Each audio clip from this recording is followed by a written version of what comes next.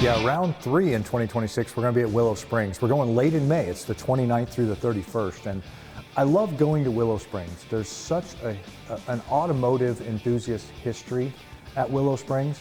It's in Lancaster, California, kind of southern California area.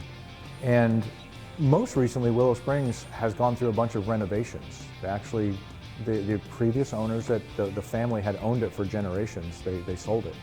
And we all thought that, oh no, there goes another one, right? Because I didn't think that, because it's in the middle of nowhere, and the tracks that go away are like have subdivisions surrounding them. That's not a danger out there yet. Not yet, because Lancaster, California, if there is nowhere in California, that's one of those places where you're right. The urban sprawl has not made it all the way to Lancaster.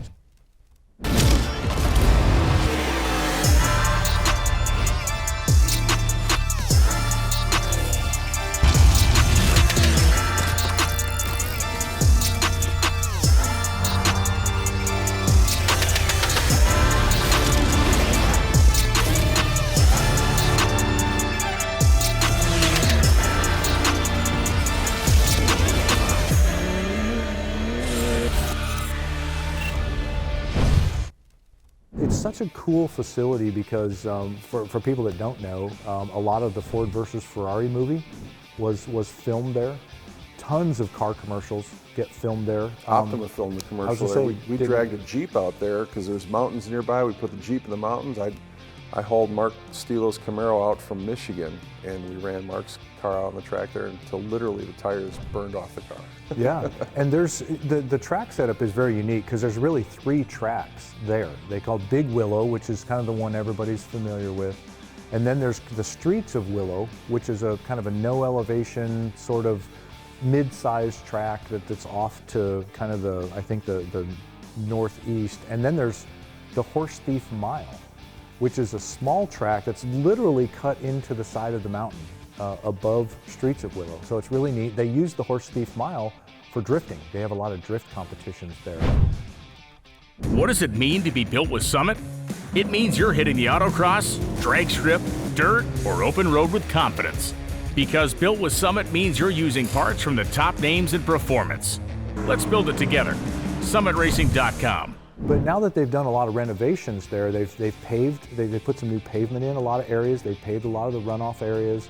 The Streets and Horse Thief Mile have skid pads over by there. So that's the skid pad that we're going to use. So we're going to have a dedicated skid pad for the autocross and the Peak Performance Challenge, but it's an old circle track. Is this a standalone event for us, so we're the only folks out there? Yeah, this is going to be a solo event. So we're going to have a lot of track time on Big Willow. And I'm really excited about the autocross and the Peak Performance Challenge location because you can do some fun stuff. We've actually set up an autocross on a paved oval before. And you kind of think about figure-8 racing and stuff like that. There's a lot of things you can do in that kind of a setup. So I'm excited for Rob and his team to be able to make something real creative at that event, and that'll be unique and kind of something different than the other places where we're going. I haven't been on this track yet, so I'm really excited about going there. I think that this is a good opportunity for me to utilize a simulator and really try to do some preliminary preparation for that, but this is going to be a fun track. Yeah, Big Willow has been around for a lot of years. I think that track opened late 50s, early 60s. I think it's been there for a long time.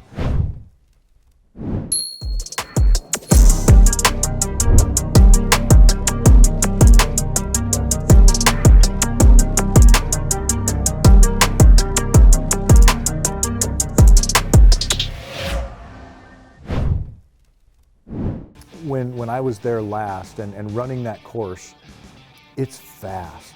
When you run Big Willow, it's really fast.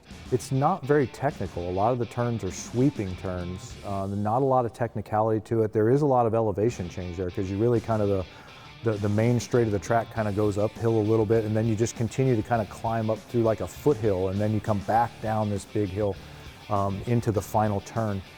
It's got some bumpy characteristics to it. There's a particular bump coming out of, I think it's turn 9, that can really get some people upset. There's been some accidents happen there. We'll talk about that in the drivers meeting. It's something that we try and do at every track we go to, is give people a little bit of heads up when there might be something that they're not aware of if they don't go there all the time? Well, and fortunately you allow us to get on the track, ahead of time before you're working on your times and stuff, and to get a couple of those. Yeah, we call those orientation laps. Yes, That's exactly what I mean, they are. and that's exactly what they are. For. Yeah, it's really to identify those turns and identify those bumps and be able to put those in your mind long term, so that you're not having to worry about it when you're actually out there driving. Schedule-wise, this is a mandatory event basically for anybody on the West Coast, because it's one of only 2 events that we have west of the Rocky Mountains. So the Arizona, California, Nevada, Utah guys will all be there, because if they don't, and if they are and they don't do well, then they got to head back east somewhere, probably Road America because it's later in the season, or Indianapolis. But it's a mandatory event. We'll see that again at Laguna Seca. But when we only run those 2 events out there, the point system in the series is based on your best 2 events. So competitors will go out and try to run 2 tracks and see what they can come up with, and if they've got a mechanical or something that prevents them from getting the points they need, then they've got to make an extra long haul. So I expect to see a pretty full field out here with those West Coast folks that will try to win their way in if they can win their way in at one event, but if not, score enough points between there and Laguna Seca to earn a trip to Las Vegas. Some of us just love going for a drive, not to get somewhere, but to feel something. The road, the power, the freedom. From the streets to the summit and everywhere in between. Where every RPM, turn of a wheel, and view feels like a victory. That's what drives us to drive you. So you can be confident. When you peak, you win. Are you better off to go ahead and plan for that 3rd one just and sign up now for that, or what's the best way to handle that? I always encourage folks to try to front load their schedule, because you don't know what's going to happen. You might have a work conflict and you can't even go that weekend, or a family conflict, or a vehicular issue, mechanical or something. Even if you get to go, the car doesn't perform the way it does, the way you expect it. If that happens, you've got the cushion of the rest of the schedule to work with. So the early season events, I think, are critical for people that are chasing those points. This is another one of those tracks, especially for the West Coast folks that only have those 2 options this year. They've got to knock it out of the park at both of those West Coast tracks, because if they don't, New Orleans will have already gone past them and they won't have that opportunity. Texas, which is another, it's as close to the West Coast as those guys are going to get. And then Road America is their final option. And Road America is going to be a really tough track, because a lot of the very competitive cars show up there, and you got to be on your A game. And it could rain there. And that's a smart strategy, Jim, too, because you don't have any idea how your car is going to perform. You get to these early events, and let's say, gosh forbid that you blow a motor or something. You're going to need some time during the season to fix that, and you're going to need some events after that to be able to go to get your points, to get to Las Vegas. You don't want to backload and then have your car break in the very first event, and it takes you longer to fix the car than there is season left, right? You could miss an entire season because of that. So front-loading your schedule is a smart strategy. Well, and I was also thinking there's only 85 drivers. Correct.